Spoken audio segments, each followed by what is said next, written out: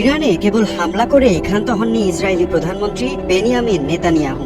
ইরানের পরমাণু অস্ত্র তৈরির সক্ষমতা ধ্বংসের প্রাথমিক লক্ষ্যকে পেছনে ফেলে এখন তিনি সরাসরি ইরানের জনগণকে আহ্বান জানাচ্ছেন ইসলামী শাসনের বিরুদ্ধে বিদ্রোহের। তার স্বপ্ন একটি নতুন ইরান, যা চলবে ইসরায়েলের স্বার্থের অনুকূলে। আর এই মিশনের সমর্থনে ডোনাল্ড ট্রাম্প ইতোমধ্যেই ইরানকে নিঃশর্ত আত্মসমর্পণের আহ্বান জানিয়েছেন। অন্যথায় সামরিক হস্তক্ষেপের অপশনও টেবিলে রেখেছেন। কিন্তু ইতিহাস কি বলে? 2003 সালে ইরাকে সাদ্দাম হোসেনের পতন কিংবা 2011 সালে লিবিয়ায় গাদ্দাফির পতন, এই দুই হস্তক্ষেপই শেষ পর্যন্ত রূপ নিয়েছিল দীর্ঘস্থায়ী গৃহযুদ্ধ ও রক্তপাতে। ইরাক আজও সশস্ত্র গ্রুপগুলোর আখড়া, লিবিয়া পরিণত হয়েছে যুদ্ধবাজ মিলিশিয়াদের খেলার মাঠে।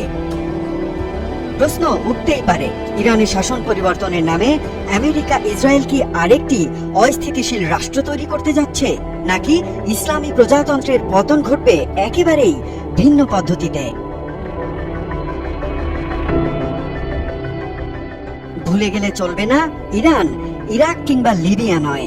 এই দেশটিতে রয়েছে 8 কোটি সচেতন জনগণ, পারমাণবিক কর্মসূচি, শক্তিশালী রেভলিউশনারি গার্ড এবং 40 বছরেরও বেশি সময় ধরে টিকে থাকা একটি আদর্শিক রাষ্ট্র ব্যবস্থা। সেই অভেদ্য দুর্গ ভেঙে যদি শাসন ব্যবস্থা পরিবর্তন করাই যায়, তবে কে আসবে ক্ষমতায়? বিদ্রোহীরা, নাকি সামরিক শাসকরা, নাকি ফিরে আসবে শাহের উত্তরাধিকার? যুক্তরাষ্ট্র ও ইসরায়েল দীর্ঘদিন ধরে ইরানের ইসলামী শাসনকে তাদের প্রধান হুমকি হিসেবে দেখছে। কিন্তু শাসন উৎখাতের পরিকল্পনা কতটা বাস্তবসম্মত? ইতিহাস বলছে ইরাক বা আফগানিস্তানের মতো দৃশ্যপট এখানে খাটবে না। ইরানের শাসন কাঠামো বেশ জটিল, যেখানে ধর্মীয় নেতৃত্ব, সেনাবাহিনী ও গোয়েন্দা নেটওয়ার্ক এতটাই শক্তিশালী যে কোনো একক হামলা বা আন্দোলনেই তা ভেঙে পড়বে না। ইরানের শাসক গোষ্ঠীও যে খুব একটা স্বস্তিতে আছে তা নয়। খোমেনি রেজিমের উপর জন অসন্তোষ আছে। একদিকে যুদ্ধাবস্থা, যুক্তরাষ্ট্র ও ইসরায়েলের সামরিক পদক্ষেপ, অন্যদিকে খোমেনি রেজিমের অজনপ্রিয়তা। এমন অবস্থায় আরেকটি গণ আন্দোলনের মুখে ক্ষমতার পালাবদল কি হতে পারে? সেক্ষেত্রে একটি নাম প্রথমেই চলে আসে, রেজা পাহলভি। ইরানের ক্ষমতাচ্যুত সম্রাট শাহ মোহাম্মদ রেজা পাহলভির ছেলে, যিনি দশকের পর দশক আমেরিকায় নির্বাসনে আছেন। সম্প্রতি টুইটারে সক্রিয় হয়ে তিনি ইরানিদের বিদ্রোহের আহ্বান জানিয়েছেন। 1979 সালের বিপ্লব ইরানের ইতিহাসে একটি যুগান্তকারী ঘটনা। কিন্তু এই বিপ্লব কেবল একটি রাজতন্ত্রের পতন নয়, এটি ছিল এক জটিল রাজনৈতিক সমীকরণের ফল। শাহ মোহাম্মদ রেজা পাহলভির পশ্চিমাপন্থী শাসনের বিরুদ্ধে গণ আন্দোলন শুরু হয়েছিল মূলত ধর্মনিরপেক্ষ ও গণতন্ত্রকামী শক্তির নেতৃত্বে। কিন্তু শেষ পর্যন্ত ক্ষমতা দখল করে নেয় আয়াতুল্লাহ রুহুল্লাহ খোমেনির নেতৃত্বে শিয়া নেতৃত্ব। খোমেনি কৌশলী ছিলেন। তিনি দীর্ঘদিন নির্বাসনে থাকার পরও ইরানের গ্রামীণ ও ধর্মপ্রাণ জনগোষ্ঠীর উপর গভীর প্রভাব বজায় রেখেছিলেন। তার ভাষণগুলো ক্যাসেট টেপে চোরাই পথে ইরানে পৌঁছে যেত, যা শাহ বিরোধী আন্দোলনকে শক্তি জুগিয়েছে। 1979 সালে শাহের পতনের পর খোমেনি যখন ইরানে ফিরলেন, লক্ষাধিক মানুষ তাকে স্বাগত জানিয়েছিল। কিন্তু বিপ্লবের পর খোমেনির প্রথম পদক্ষেপ ছিল সকল প্রতিদ্বন্দ্বী শক্তিকে সরিয়ে দেয়া। লিবারাল, কমিউনিস্ট, এমনকি অন্যান্য ইসলামিক গ্রুপগুলোকেও দমন করা হয়। তিনি প্রতিষ্ঠা করলেন ইসলামী আইনবিদদের শাসনতত্ত্ব, যেখানে সর্বোচ্চ ধর্মীয় নেতাই রাষ্ট্রের চূড়ান্ত কর্তা। 1989 সালে খোমেনির মৃত্যুর পর আয়াতুল্লাহ আলী খামেনেই ক্ষমতায় আসেন। তিনি খোমেনির আদর্শকে আরো শক্তিশালী করেন। তার শাসনামলে ইরান পারমাণবিক কর্মসূচি ত্বরান্বিত করে, সিরিয়া ও ইয়েমেনে প্রভাব বিস্তার করে এবং রাশিয়া ও চীনের সাথে সম্পর্ক জোরদার করে আমেরিকার চাপ মোকাবিলা করে। খামেনেই এর সবচেয়ে বড় সাফল্য হলো আইআরজিসি বা ইসলামী রেভলিউশনারি গার্ড কর্পসকে একটি রাজনৈতিক, অর্থনৈতিক ও সামরিক মহাশক্তিতে পরিণত করা। এই বাহিনী আজ ইরানের পরমাণু প্রকল্প, ক্ষেপণাস্ত্র কর্মসূচি এবং অক্ষীয় প্রতিরোধের মূল হাতিয়ার। এই অবস্থায় খামেনি ও আইআরজিসিকে পাশ কাটিয়ে রেজা পাহলভির প্রত্যাবর্তন খুব কঠিন, অসম্ভব বললেও ভুল হবে না। আমেরিকা ও ইসরায়েলের সাথে রেজা পাহলভির সম্পর্ক ইতিমধ্যেই তাকে ইরানিদের চোখে বিদেশি এজেন্ট হিসেবে চিহ্নিত করেছে। তবুও যে কোনো উপায়ে তিনি যদি ফিরেও আসেন, সেক্ষেত্রে ইরানে তা স্থিতিশীলতা আনবে না, বরং নতুন করে বিদেশি হস্তক্ষেপের বিরুদ্ধে গণ আন্দোলন দেখা দিতে পারে। তাছাড়া 1953 সালে সিআইএ সমর্থিত অভ্যুত্থানের স্মৃতি ইরানিদের চোখে এখনো অটুট। নতুন করে কোনো পাহলভি শাসন জনগণের সমর্থন না পাওয়ার সম্ভাবনাই বেশি।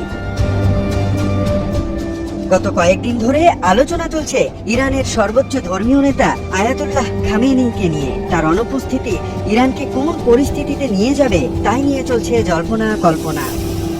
অনেকেই ভাবছেন খামেনি বা অন্য কোনো শীর্ষ নেতার হত্যাকাণ্ড ইরানকে দুর্বল করে দেবে, সেক্ষেত্রে ক্ষমতার পালাবদল সহজ হবে। বিশেষজ্ঞদের ধারণা, এমনটা ইরানের পরিস্থিতি আরো কঠোর ও জটিল করে তুলতে পারে। ইরানের শাসক গোষ্ঠী শাসন টিকিয়ে রাখতে দশকের পর দশক ধরে এক অদৃশ্য দুর্গ গড়ে তুলেছে।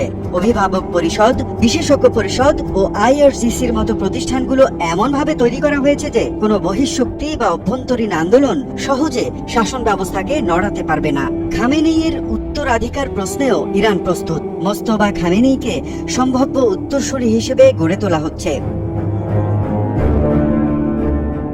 এত কিছুর পরেও ধরা যাক কোনোভাবে ইসলামী প্রজাতন্ত্রের পতন হলো, কে নেবে সেই স্থান? একটি সেকুলার পশ্চিমাপন্থী গণতন্ত্র নাকি আইআরজিসির সামরিক শাসন?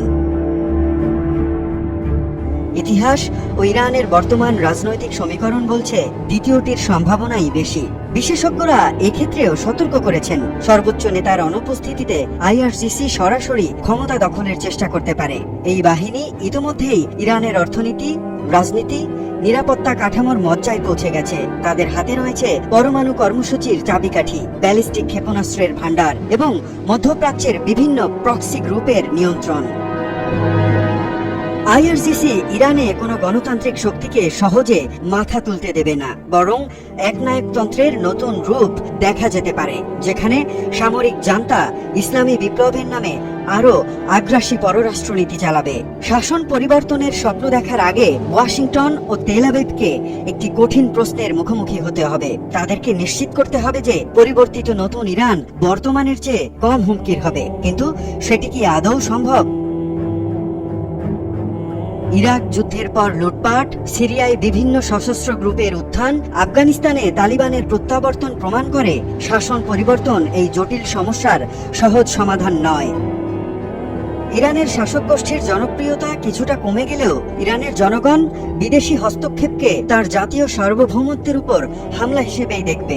ইরানের শাসন কাঠামো ভাঙা যতটা কঠিন, তার চেয়ে কঠিন হলো ভাঙার পর কি দিয়ে তা পূরণ করা হবে। ইসরায়েল ও যুক্তরাষ্ট্রের ধারণা অনুযায়ী শাসন পরিবর্তনই ইরান সমস্যার সমাধান নয়, বরং এটি মধ্যপ্রাচ্যে নতুন এক অস্থিতিশীলতার জন্ম দিতে পারে, যেখানে আইআরজিসির মতো শক্তিগুলো আরো আক্রমণাত্মক হয়ে উঠতে পারে।